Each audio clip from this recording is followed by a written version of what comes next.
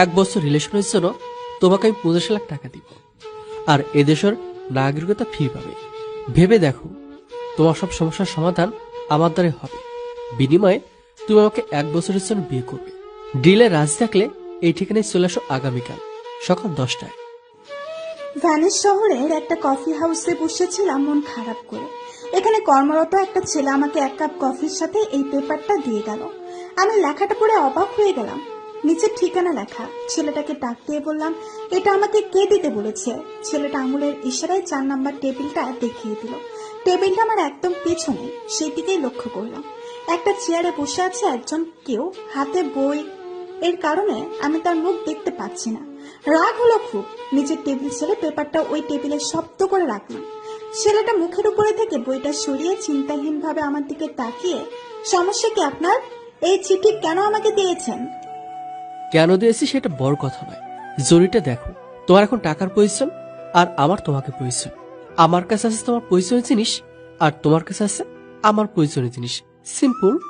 মানে কি বলতে চাইছেন কি আপনি? আপনি কে? ডার্লেন লিও আমার নাম। তুমি এখানে বসে ফোনে কথা বলেছিলে, সব আমি শুনেছি। সো ডিল কেমন লাগলো তোমার কাছে? এক্সকিউজ মি, আপনি আমার পার্সোনাল কথা এভাবে লুকিয়ে শুনতে পারেন না। আর না পারেন আমাকে এমন জঘন্য একটা অফার দিতে। আমি এই অফারের জন্য আপনাকে পুলিশে দিতে পারি। বয়স কম, মেয়ে মানুষ, স্বভাবে একটু রকচটা হলো তুমি বুদ্ধিমান। কথাটি বলে ছেলেটা মুচকি হাসি দিল। আমি দমে গেলাম। লোকটা দাঁড়িয়ে পড়ল। সময় নিয়ে ভেবে দেখো। ছেলেটা চলে যেতেই পা বাড়ালো। আমি দ্রুত তার পিছু নিয়ে বেরিয়ে এলাম। পার্কিং এ দামি গাড়ি পার্ক করা তার। হেঁটে গাড়ির কাছে যাচ্ছে। আমি দৌড়ে কাছে এলাম। আপনি আমাকে শুধুমাত্র বিয়ে করার জন্য এত টাকা দিবেন কেন? কি উদ্দেশ্য আপনার? আমাকে দিয়ে খারাপ কোনো কাজ করাবেন নাকি? দেখে শুনে তো মনে হচ্ছে না টাকা পয়সার অভাব। আর টাকা থাকলে বিয়ের জন্য মেয়েরও অভাব পড়বে না। তার উপর আপনি এ দেশের নাগরিক। গুড করছে, এইটাই আশা করেছিলাম তোমার থেকে। প্রথম উত্তর হলো না, তোমাকে দিয়ে আমি খারাপ কাজ করাবো না। আমার একজন পারফেক্ট অ্যাক্টর প্রয়োজন, তাও নামহীন। ফ্যামিলি ড্রামা সামিল করার জন্য। এর থেকে বেশি তোমাকে বলতে পারছি না, ডিল ফাইনাল করার আগ পর্যন্ত। লোকটা গাড়িতে উঠে গেল। আমি হতভম্ব হয়ে কিছু সময় দাঁড়িয়ে রইলাম। 1 বছরের জন্য বিয়ে করে আমাকে দিয়ে ড্রামা করাবে মানে? কি বলে গেল লোকটা? আমার সম্পর্কে জেনেছে কি করে? ফোনে তো আমি শুধুমাত্র পড়াশোনার কথা বলেছিলাম। হ্যাঁ, সেই কথা শুনে যে কেউ বুঝতে পারবে আমি টাকার সংকটে ভুগছি, তবে সঠিকভাবে বলিনি কত টাকা প্রয়োজন, কেন প্রয়োজন। লোকটাকে কোথাও দেখেছি মনে হচ্ছে। মস্তিষ্কে চাপ প্রয়োগ করতেই ধরা দিল স্মৃতি। হ্যাঁ, ইউনিভার্সিটি। 5 মিনিট লেট করে এসেছো, তোমার টাইমে পৌঁছানোর আশা করেছিলাম। ভেঙে দিলাম তার ভাব দেখে। শুনুন, এখন আপনার কেনা গোলাম হয়ে যায়নি, তাই আপনার সব সময় আপনার কাছে রাখুন। এসেছি বলে ভেবে নেবেন না আমি বিকিয়ে গেছি। আমার একার উপকার নয়, তার বদলে আপনার উপক্রম করতেও এসেছি। তাই ডিল হলে অধিকারও সমানে থাকবে। শুধু মেয়ে বলে আমাকে অর্ডার করতে যেতে পারবেন না। Good good, so let's go, চলো। এখন আবার কোথায় যেতে হবে? লোকটা বিনা বাক্যে আমাকে টেনে নিয়ে গাড়িতে বসালো। তার কথা মতো সকালে পৌঁছেছি, তার ঠিকানা নাই। জানি না আমি কাজটা ঠিক করছি কিনা ভুল। তবে আমি এখন শুধু জানি আমার এখন টাকার প্রয়োজন, যা আমি এই লোকটার থেকে পেতে পারি। আমায় নিয়ে এসেছে বিশাল এক প্যারাসেল সামনে। ঠিক আছে। শুধুমাত্র আমি যেটা বলবো তাই ঠিক ঠিক করে যাবে, ওকে? ভিতরে সবাই আমার ফ্যামিলি, শুধু এটাই মাথা রাখবে। সবাই আপনার ফ্যামিলি কি আমার মতোই ভাড়া করা নাকি আসল ফ্যামিলি? লোকটার রাগের চোখে তাকালো। আমি বুঝলাম না রাগ করার কারণ। পাত্তা না দিয়ে গাড়ি থেকে বেরোলাম। জি থাক। সবাই আসল ফ্যামিলি, বেশি পাকনামে কথা বলবে না। আমার বাসার সবখানে সিসি ক্যামেরা আছে, সো ইন করার সাথে সাথে আমাদের মাঝে বাইরে কোনো কথা হবে না, মাথায় থাকবে। জি থাকবে।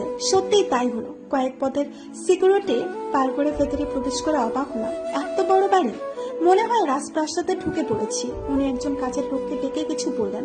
সে চলে গেল। আমি সোফায় বসিয়ে পাশে বসলাম। চোখ গোল গোল করে নিলাম। পানি নিবে একটু বেবি? চোখ গোল গোল করে নিলাম। উনি মুস্কি হাসলেন। আমি আরো ভোকরে গেলাম। পরে মনে পড়লো অ্যাক্টিং। জানের প্রাণ ফিরে পেলাম। উনি আরেকজন কাজের লোককে ইশারা করে পানি আনতে বললেন। পানি খেয়ে গ্লাস রাখতেই পিঁপড়ার শাড়ির মতো একে একে প্যালেসের সব দরজা থেকে লোক বের হয়ে আমার সামনে জড়ো হলো। এগুলো সব বাড়ির সদস্য নাকি হাটে আসা মানুষদের ধরে ধরে বাড়িতে এনে পালছে? ব্রেনে বেশি চাপ নিলাম না। কিছু সময় পর একজন বৃদ্ধ এলেন চেয়ারে বসে। উনি হাঁটতে পারেন না।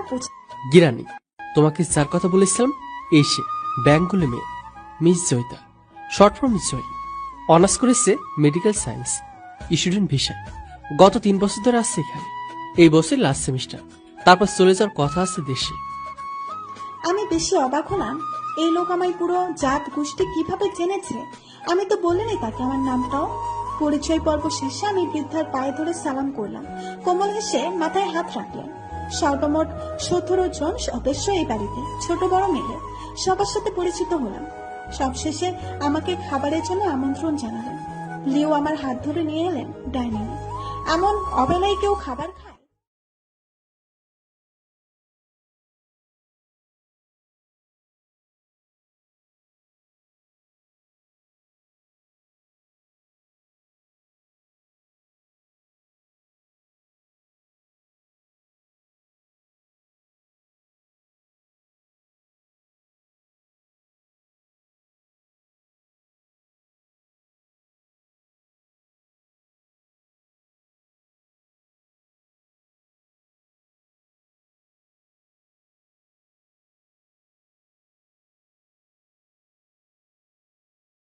হবে দেশে, সব স্বপ্ন ধূলিসাৎ হয়ে যাবে।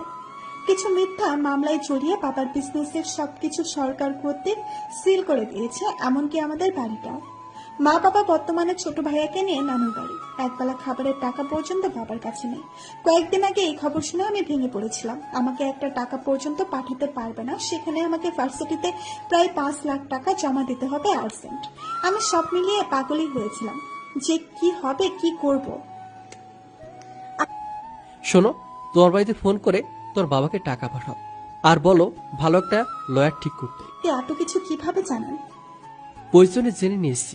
আপনাকে আমি প্রথম দেখেছিলাম আমাদের ভার্সিটিতে। আপনি অনুষ্ঠানে গেস্ট হয়ে গিয়েছিলেন, তাই না? সেখানে যে তোমার অভিনয় পারফরমেন্স দেখেই তো তোমাকে সিলেক্ট করা হয়েছে আমার এই কাজের জন্য। একটা বাঙালি মেয়ে পজিশন আমার, আর খুব সাদাসিধা অ্যাক্টিং করতে পারে, যা সহজে মেলা ভার, এবং আমার ডিলে রাজি হওয়া। টাকা থাকলে পাখির চোখও পাওয়া যায় বলে একটা কথা আছে। সবসময় জেনে এসেছি, সেটা আবার প্রমাণও হয়ে গেল আমার নিজেকে দিয়ে। কিন্তু আমার বাবার হুট করে এমন সমস্যা না হলে আমি আপনার ডিলে রাজি হতাম না। আমার বাবারও কম ব্যাংক ব্যালেন্স নাই। উনি বাঁকা হাসলেন যে। ঠিক বলছো, তোমার বাবা অত সিস্টা হলে তুমি রাজি হতে না, আর আমার বিবেকে পড়তে হতো। বলে আমাকে কেন পরিবারের সামনে বউ বানাচ্ছেন, আর ডিলের কথা গোপন করে? এই রহস্য। এত তারা কেন আমার সম্পর্কে জানার? এমএটে পড়ে গেল নাকি? আমি মুখ ফিরিয়ে নিলাম। বুঝেছি উনি সঠিক কারণ জানাতে চান না। সেদিনের মতো আমার বাসায় নামিয়ে দিয়ে গেলেন। 2 দিন পরে ফিরে এলেন নিতে। আজ আবার কি? আপাতত এখন কাবিনটা করে জরুরি। তোমাকে তারপর ডিভোর্স করব। তোমার পরীক্ষা পর্যন্ত তুমি এখানেই থাকবে তোমার রুমমেটদের সাথে। পরে আমার বাসায় সুযোগ করে নিয়ে যাবো। আর হ্যাঁ, আপাতত এই ব্যাপারে তোমার বাসায় জানিও না। সময় হলে আমি অনুমতি দিব, না হলে সব হারাবে কিন্তু। আমি তার সাথে আবার বের হলাম। সাদামাটা ভাবে রেজিস্ট্রি হলো। অবাক করা ব্যাপার, তার পরিবারের কেউ এলো না। বিয়ের পরে আমি পৌঁছে দেওয়ার উদ্দেশ্য আমার বাসার দিকে মন নিল গাড়ির। Now you are my wife. Nothing. মিথ্যা বিয়ের ফিলিংস হয় না, বা আগে থেকে ভেঙে রাখা সম্পর্কের শুরুতে ফিল আসে না। আপনার পরিবার যখন জানে আমরা বিয়ে করব, তাহলে তারা আসেনি কেন? বা তারা তো আর জানে না আমি আপনার 1 বছরের বউ। তারা কেন বিয়েটাকে গুরুত্ব দিল না? ও বাট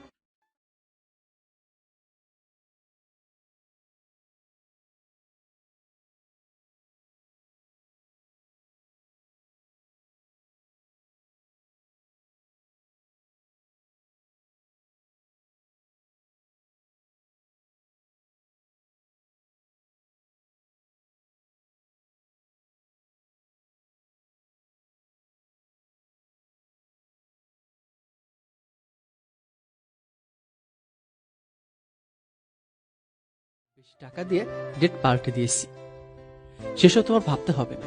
ডিল তো ডিলই। কোনো যোগাযোগ সে করেনি। 3 মাসে এসে আমার পাঠানো টাকা দিয়ে বাবা নিজের মিথ্যা মামলার থেকে খালাস পেয়ে আবার সব ফিরে পেয়েছে। আমারও পরীক্ষা চলছে, সব ঠিকঠাক, মাথায় কোনো প্রেশার নেই পড়া ছাড়া। আমি ভুলতে বসেছি সেই দিনের নিছক বিয়ের কথা। শেষ পরীক্ষা দিয়ে বের হয়ে ফার্স্টের সামনে দাঁড়াতেই চমকে গেলাম লিউকে দেখতে পেয়ে। ভালো, কিন্তু আপনি এখানে? হাই, কেমন হয়েছে পরীক্ষা? ভালো, কিন্তু আপনি এখানে? ভুলে গেছো দেখছি আমায়। ব্যাপার না, আমি আছি তো মনে করে দেওয়ার জন্য। এখন এসে পড়ো। তার গাড়িতে উঠে বসলাম। টেনশনে মাথা ফেটে যাচ্ছে আমার। সবে 4 মাস হয়ে গেছে আমাদের বিয়ে। বছর পড়তে এখনো সময় বাকি, অথচ আমার দেশে চলে যাওয়ার সময় চলে এসেছে। আমি বাড়িতে কি বলে থাকবো সেই চিন্তা করছি। তখন তো এটা ভাবিনি যে আমার পড়াশোনা শেষ হলে চলে যেতে হবে, আর তখন 1 বছর শেষ হবে না যে চলে যেতে পারবো। আজ তো তোমার টেনশন ফ্রি ডে, তাহলে চিন্তা মনে হচ্ছে কেন? আমার 15 দিন পর ফ্লাইট দেশে যাওয়ার। হ্যাঁ, তো ফ্লাইট ক্যান্সেল করবে। বাড়িতে কি কি বলবো? খুব সোজা, এবার সত্য বলবে যে তুমি বিয়ে করে ফেলেছো এখানে, আর তোমার ইচ্ছা ছিল জব এখানে করা। তাছাড়া এখানে পিএইচডি করা বাকি 1 বছর, সেটা বলতে পারো রেজাল্টের পর। তবে বেটার হবে এখন বাড়িতে জানিয়ে দাও। আমি দেশে যাই, আবার ব্যাক আসবো কিছুদিন পর। অনুমতি দিবেন প্লিজ? সরি ডিয়ার, এখন আমি সেই অনুমতি দিতে পারছি না। তবে কথা দিচ্ছি 2 মাস পর তোমাকে দেশ থেকে ঘুরে আনার দায়িত্ব আমার। আমি তর্কে গেলাম না, কারণ তার নেটের অনুযায়ী সে যে 2 মাস পর যেতে দিতে রাজি হচ্ছে, এই মনে জীবনটা এখন বিজনেস ডিল হয়ে গেছে আমার। হাই কপাল, বাড়িতে ম্যানেজ করতে হবে পিএইচডির কথা বলে, বাট সেটাও তো কয়েক মাস দেরি হবে। এ কি আমাকে অনেক বলে দাদিকে রাজি করেছিলাম তোমার পরীক্ষা পর্যন্ত তোমায় তোমার মতো থাকতে দিতে, আর রাজি হবে না। সে আজ থেকে তোমার বসবাস এখানে। 1 বছর পর মিথ্যা রিসেন্ট দে ডিভোর্স, তারপর তুমি তোমার পথে, আমি আমার পথে। কিছুই বলার নাই। বাসায় ঢুকে গ্রামের কানমলা খেতে হলো। লজ্জা পেলাম এত মানুষের সামনে এই কাজে। তার অভিযোগ সেদিনের পর আর যোগাযোগ কেন করলাম না। পড়াশোনার পরীক্ষার অজুহাতে আমায় বাঁচিয়ে নিল লিও।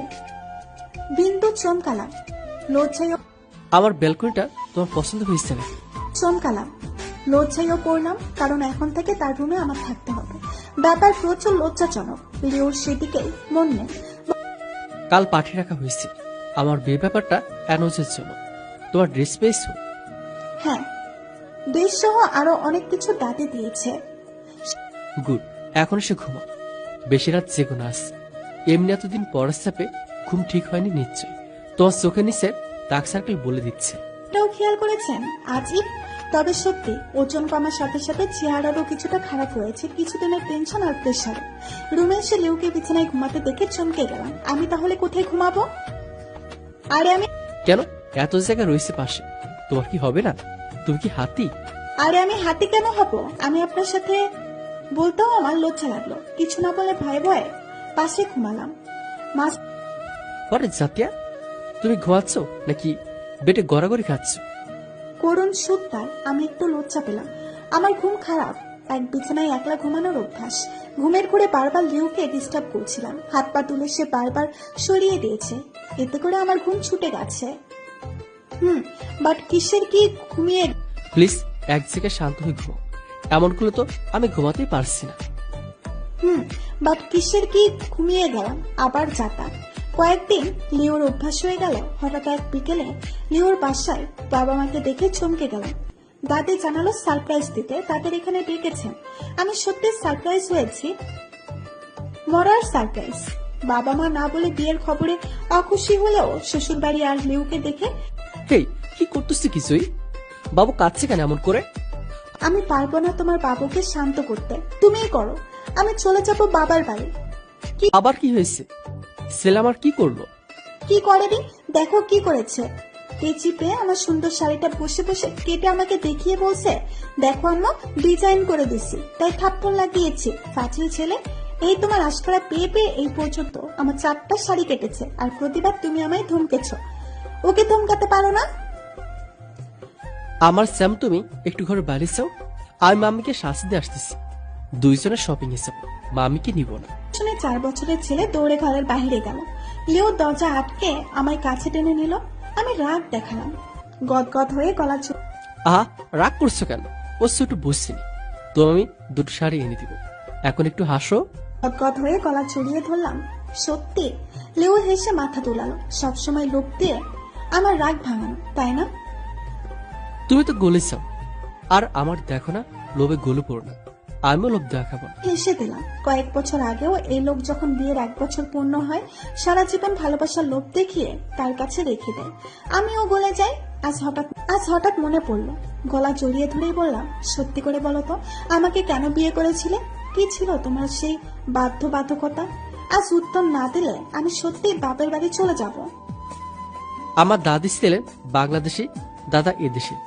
সেই থেকে গ্রানির নিয়ম হয়ে গেল, এবারে সব ছেলেরা বিয়ে করলে একমাত্র বাঙালি নারীকে করতে হবে, না হলে তার ভাগের সম্পত্তি এবং এবারই ছাড়তে হবে। বিয়ের বয়সের মাস ছিল 18 বছর, তার মধ্যে করতে হবে। তখন আবার 27 বছর রানে। বরাবর আমার বিয়ে পছন্দ নয়, ভাবতাম সংসার বউ বাচ্চা সামলানো আমার কাজ নয়। আর তখন আমার সম্পত্তির হিসেব ছিল প্রায় 156 কোটি টাকা। বিজনেস আমি 22 বছর থেকে ইনভলভ। টাকা বিজনেস ছিল নেশা, তা হাতছাড়া করা পসিবল ছিল না। তাই প্ল্যান করি বিয়ে করে সবাইকে দেখাবো, দেন সমস্যা হয়েছে বউ ছেড়ে গেছে, দোষ তো আমার না, এটা বুঝাবো আর বিয়ে করবো না। আমি আমার বিন্দাস লাইফ লিড করবো। বাট এই বাঙালি নারীটা আমার এলোমেলো করে দিয়েছে। নাক টেনে দিল। আমি হেসে দিলাম। সত্যি করে বলো তো, তোমার কতজন গার্লফ্রেন্ড ছিল? 7-8টা ছিল, একসাথে না। মোট মিলিয়ে ইউনো এদেশে গার্লফ্রেন্ড ব্যাপারটা ইজি, বেড শেয়ার আর চা নাস্তা করার সমান। আই মিন ব্যাপার না তেমন। তাহলে শুধু শুধু কেউ বিয়ে করতে কেন যাবে, যা বিয়ে না করেই পাওয়া যায়? রেগে মারতে শুরু করলাম। What, you cheater! লিও পালাতে পালাতে বলতে আরে এখন তো শুধু তুমি আছো, আজীব মেয়ে তুমি। নিজে জানতেছে এখন মারছো আমায়। বলাটাই ভুল হয়েছে। এই জন্য গিরানি বলেছিল বাঙালি মেয়ে ইসিনো টেসি, তাদের মন আস্ত একটা জিলাপি। বলতে বাচ্চা কোলে নিয়ে পালালো। বাবা ছেলে ঘুরে ফিরে আর কখনো আসবে তার ঠিক নাই। আমি হেসে প্রাণের রুমের দিকে এগোলাম।